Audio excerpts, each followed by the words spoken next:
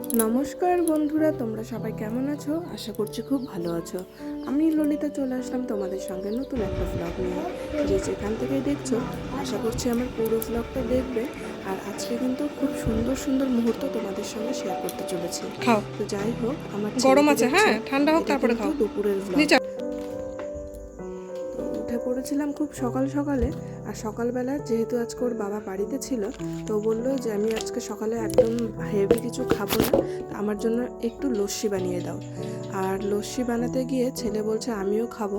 তো ভাবলাম যে তিনজনের জন্যই বানাই, আর আমারটা চিনি ছাড়া বানাবো।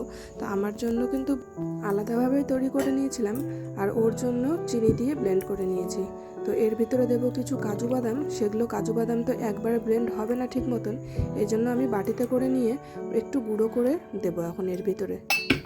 তো আমার কাছে যেটা সহজ মনে হয়, আমি কিন্তু সেইভাবেই কাজ করতে বেশি পছন্দ করি। দেখো, একটা গ্লাসের সাহায্যে এই বাটিতে কয়েকটা কাজু বাদাম একটু গুঁড়ো গুঁড়ো করে নিলাম। আর এইভাবে দিলে কি হয়, একটু মুখে পড়ে, খেতে কিন্তু বেশ লাগে। তো যাই হোক, এখন আমি 2টা গ্লাসে এরকম করে দিয়ে দেবো। আর আমার ছেলেকে কাঁচের গ্লাসে দিলে ও কিন্তু খুব খুশি হয়।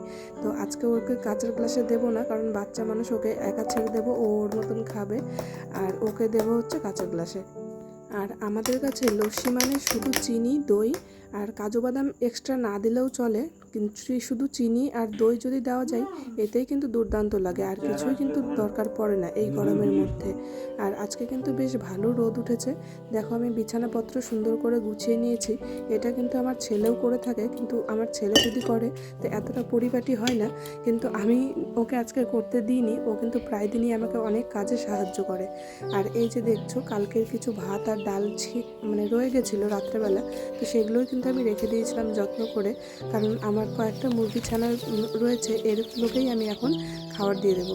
আর এদেরকে সকালবেলা আমি একটু শুকনো যে খাবারগুলো হয় সেগুলো দিয়ে থাকি। আর সকালের পরে এই বাসি ভাতটুকু ওদেরকে দিয়ে দিলাম, ওরা সুন্দর মতন খেয়ে নেবে।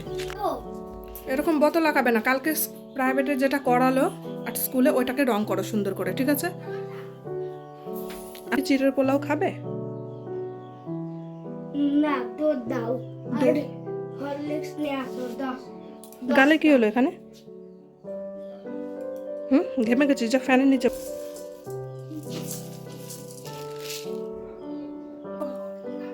রেড,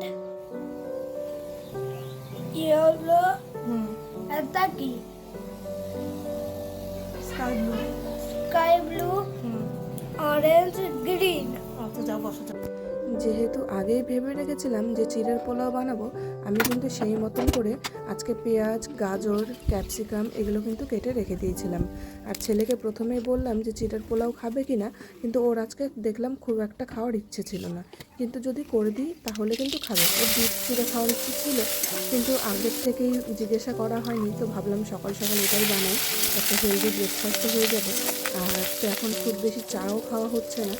আর এই চিড়ের পোলাওটা কিন্তু খুবই ভালো হয়, পেঁয়াজ দিলে ভালো লাগে, কিন্তু যেহেতু আমাদের স্কুলে, আমার ছেলের স্কুলে পেঁয়াজ, রসুন এগুলো কোনো কিছু অ্যালাউ নেই, এই জন্য সচরাচর দেওয়া হয় না।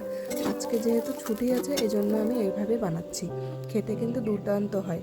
তো প্রথমেই আমি আমার ছেলেকে দিয়ে দেবো, তারপরে আমিও আমার ব্রেকফাস্টটা সেরে নেব। প্লিজ। আর ওর বাবা থাকলে অবশ্যই ওর জন্য বানাতাম, কিন্তু যেহেতু ও নেই, এই জন্য আমাদের দুজনের জন্যই বানিয়ে নিলাম। আর আমাদের খাওয়া দাওয়া শেষে আমি কিন্তু সমস্ত কাজকর্মগুলো করে নিচ্ছিলাম। আজকে একটু সকাল সকালই কাজ করার ইচ্ছেগুলো ছিল।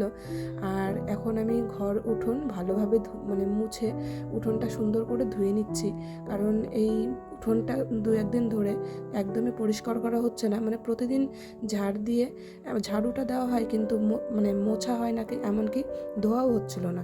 তো ভাবলাম আজকে একদম পরিষ্কার পরিচ্ছন্ন করে নিই, যেহেতু জলেরও একটু প্রবলেম হচ্ছে কিছুদিন থেকে, কুয়াতে জল শুকিয়ে যাচ্ছে। আর আমার ছেলে কিন্তু সুন্দর করে ক্যামেরাটা করতে পারে না, ওই আজকে ধরেছে। আর এখনও আর্ট স্কুল যাবে বলে স্নান করে দেখো একদম রেডি হয়ে গেছে। আজকে 11টা থেকে আর্ট ছিল, তো ভাবলাম ওকে আগে আর্ট স্কুলে দিয়ে আসি, হয়েছে, তারপরে বাকি তাকাও। কাজকর্মগুলো করা যাবে। আরও সুন্দর করে দেখো মাথা চুলনি করছে। ও কিন্তু এখন নিজে নিজে অনেক কাজ শিখে গেছে, সত্যি বলতে আমার হাতের সাথেও অনেক কাজ করে দেয়। তারপরে ওকে আর্ট স্কুলে দিয়ে আসার পরে আমি আমার কয়েকটা জামা কাপড় ছিল সেগুলো ধুয়ে স্নান করে এখন দেখো আমি আমার গাছের ফুলগুলো তুলে নেব। আমি আমার ব্লগ যারা কন্টিনিউ দেখো তারা হয়তো জানবে আমার বাড়িতে কিন্তু বিভিন্ন রকমের ফুলের গাছ আছে। তার মধ্যে অন্যতম একটা গাছ হচ্ছে স্থলপদ্ম। এই স্থলপদ্মটা দেখতে এত ভালো লাগে, আর এখন কিন্তু 2-1টা করে প্রতিদিনই কিন্তু ফোটে। আর এই যে বেলি ফুলগুলো, এগুলোর যেমন মানে দেখতে তেমন সুন্দর গন্ধ, এত সুন্দর গন্ধ সন্ধে হলে এই মানে বাড়িময় হয়ে যায়, তা তোমাদেরকে বলে বোঝানো যাবে না। আর এই পাশে একটা টগর ফুলের গাছ আছে, বেশ বড় বড় টগর ফুলগুলো হয়।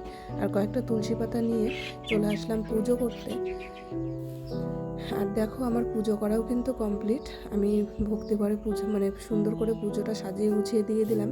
আর স্থলপদ্মটা সবসময় মা লক্ষ্মীর চরণেই দিয়ে থাকি। তো যাই হোক, আজকে যেহেতু একটাই ছিল ওই জন্য একটা ঠাকুরকেই দিলাম। তারপরে সময় হয়ে গেল ছেলেকে আনার, আমি চলে গেছিলাম ছেলেকে আনতে। এনে তারপরে ভাবলাম যে রান্নাটা করে ফেলি। অন্যান্য দিন যেমন ফ্রিজের মধ্যে মাছ মাংস সব কিছুই মোটামুটি থাকে, আজকের দিনটা কিন্তু একদমই তেমন না। মানে সবজির মধ্যে ছিল শুধু ঝিঙে, করলা আর আলু, আর কিছুই ছিল না। তো ভাবলাম এই ঝিঙে আর আলু দিয়ে একটা সবজি বানাই, আর একটু ওখানে ভাত বসিয়ে দিয়েছি, আর করলাটা সিদ্ধ কিংবা একটা ভাজি করে নেব, ব্যাস হয়ে যাবে। এদিকে দেখো আমার ভাতটাও হয়ে গেছে, আর এই ঝিঙে আলু তরকারিটাও হয়ে গেছে। তো দুপুরে এটাই ছিল দুপুরে খাওয়ার। আর সঙ্গে একটা ডিম ভাজি করে নিয়েছিলাম।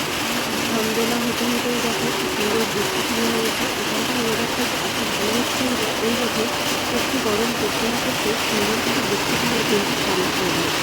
তো এই বৃষ্টি দেখতে দেখতে তো ভাবলাম রাতে রান্নাটাও করে ফেলি।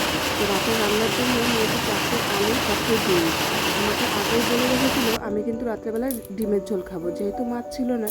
তো ভাবলাম যে যেহেতু বলেছে তো ডিমের ঝোলটা করে নেওয়াটাই ভালো। আর আমাদের বাড়িতে আমি একদমই ডিমের ঝোল খেতে পছন্দ করি না, কিন্তু ওরা বাপ বেটা দুজনেই কিন্তু সুন্দর ডিমের ঝোল পছন্দ করে। তো ওদের জন্যই কিন্তু ডিমের ঝোল করে নিচ্ছি, আমার জন্য আমি একদমই করব না, কারণ আমি ডিমের ঝোল খাবো না আজকে। তো এই জন্য যা যা মশলা লাগবে আজকে একবারে ব্লেন্ডারে ব্লেন্ড করে নিলাম। আর এদিকে ডিমটা সেদ্ধ করে আলুটাও সেদ্ধ করে নিয়েছি। তো প্রথমেই ডিমটাকে ভেজে দিচ্ছি। তো একটা ভুল আমি করেছি, একদম অল্প তেলে রান্না করবো ভেবেছিলাম, এই জন্য তেল অল্প করে দিয়েছিলাম। পরে দেখো কড়াইয়ের মধ্যে কিন্তু ডিমগুলো লেগে যাচ্ছিলো। তো যাই হোক, ওইভাবেই কষ্ট করে একটু রান্নাটা করে নিলাম। তো পরে একটা অমলেট করেও দিয়েছিলাম, তো আমাকে বলেছিল যে অমলেট করেও দিতে। তো এইভাবে ডিম অমলেট করে মানে ডিমের ঝোলে দিলে ও খুব পছন্দ করে। তো 2টো ডিম আবার এইভাবে দিলাম। তো এইভাবেই কিন্তু বেশ ভালো লাগে খেতে। তা আমি ডিমের ঝোল দিয়ে ভাত খাইনি ঠিকই, কিন্তু একটা ডিম কিন্তু নিজের ভাগেটা ঠিকই খেয়েছিলাম।